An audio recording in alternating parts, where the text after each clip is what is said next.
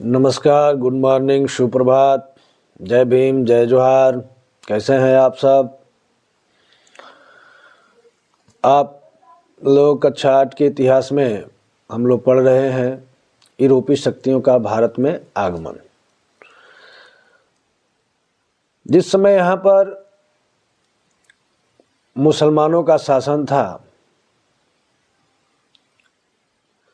दिल्ली की हुकूमत पर लगभग 16वीं और 17वीं शताब्दी में, तो उसी समय 17वीं शताब्दी में यूरोप के लोगों ने समुद्री मार्ग को खोजा था ताकि वे भारत से व्यापार कर सकें। आपको बताया गया कि भारत की खोज करने के लिए कोलंबस, जो स्पेन का नागरिक थे, निकले, लेकिन समुद्री लहरों के थपेड़ों ने उनके रास्ते को भटका दिया और वे अमेरिका चले गए। और इस तरीके से अमेरिका एक महाद्वीप के बारे में यूरोप के लोगों ने जाना। पुर्तगाल के एक नाविक थे जिनका नाम वास्को डी गामा था।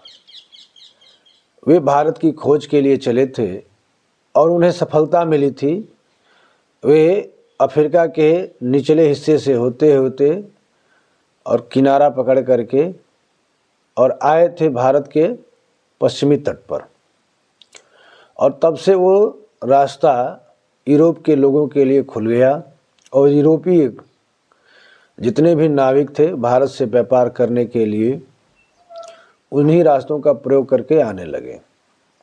इतनी बात हम लोगों ने कल पढ़ा था।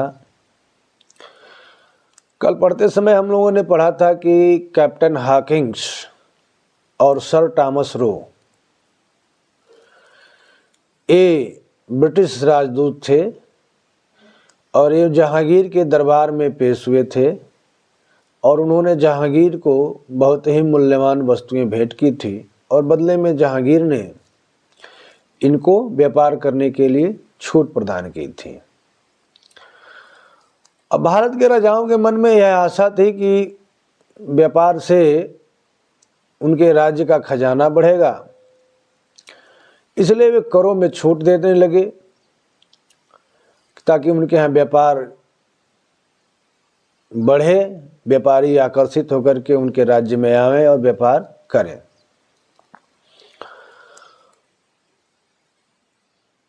अब यूरोपीय बस्तियों में, यूरोपीय कोठियों में, जिनको हम फैक्ट्री कहते थे, वे लोग सशस्त्र सेना रखने लगे थे। अब आगे आप लोगों को पढ़ाया जाएगा कि कैसे वो सशस्त्र सेना का इस्तेमाल यहाँ की रियासतों के अंतर्कलह में वे अपनी सेना को मदद करके भेजने लगे और उसके बदले में उन्हें धन, जमीन कैसे उपलब्ध हुई, ये सब सारी चीज़ें आप लोगों को बताई जाएंगी। हिंदुस्तान के राजाओं के मन में यूरोपीय व्यापारियों की तरफ से धमकी भी मिलने लगी थी। पुर्तगाली नौसेना का मुकाबला दूसरे यूरोपीय देशों की सशक्त नौसेनाएं ही कर सकती थी और हिंदुस्तान के जहाज़ों को पुर्तगालियों के खतरे से सुरक्षा करने की ज़रूरत थी। तो इन सब सारी चीज़ों पर जो यूरोप के अन्य व्यापारी थे वे सब ध्यान देने लगे और इस तरीके से वे अपना व्यापार यहाँ पर बढ़ाने लगे। अंग्रेज, फ्रांसीसी और डच कहते थे कि व्यापार की छूट दोगे तभी हम हिंदुस्तानी जहाज़ों की सुरक्षा की गारंटी देंगे, नहीं तो मौका मिलने पर उन्हें लूटा और डुबोया जाएगा। यह एक धमकी है।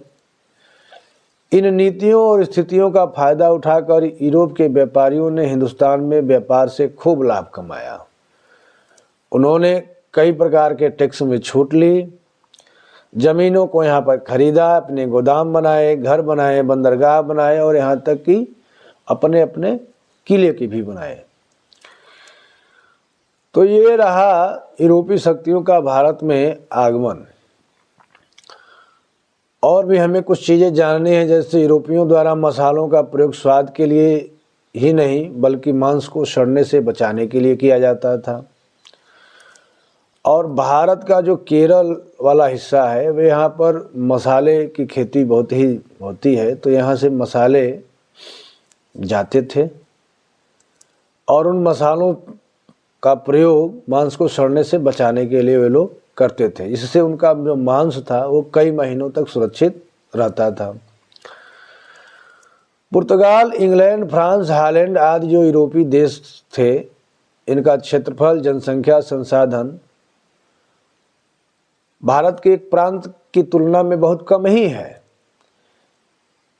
तो ये देश भारत से हजारों किमी की दूरी पर थे, लेकिन अब कुछ तो यहाँ पर ऐसी चीज़ें रही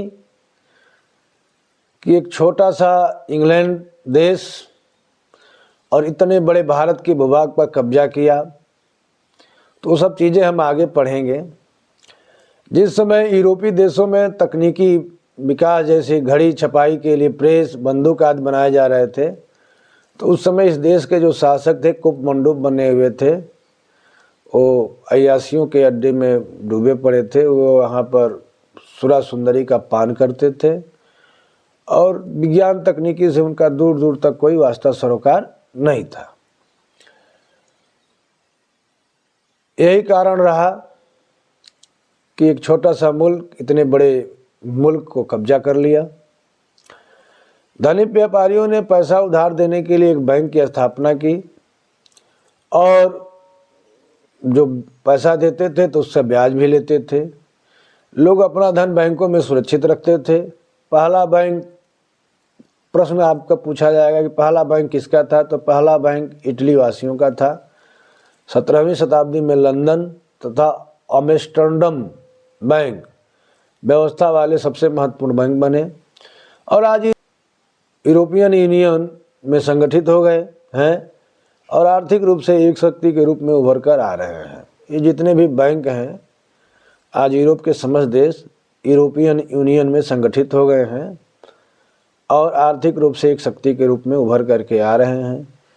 तो इन सब बिंदुओं पर हम लोग आगे पढ़ेंगे।